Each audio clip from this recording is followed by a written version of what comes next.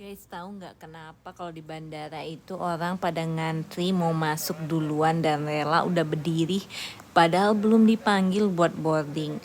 Ini tuh semua karena orang pada pengen cepet-cepet narok kopernya di atas kompartemen atas itu, karena biasanya tuh kalau rame banget itu bakalan nggak kebagian tempat.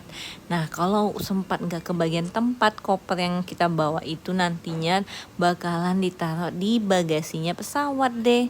Jadi bukan hand carry lagi. Jadi kayak nanti kalau udah nyampe tempat tujuan harus ngantri nungguin bagasi keluar. Itu sih yang bikin orang jadi cepet-cepet pengen masuk pesawat. Karena aku emang pernah lihat sendiri sih ada yang nggak kebagian tempat dan akhirnya jadi gitu.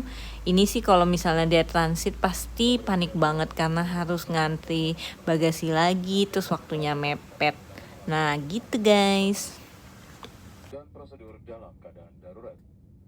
Ladies and gentlemen, in accordance with civil aviation safety regulation, we are going to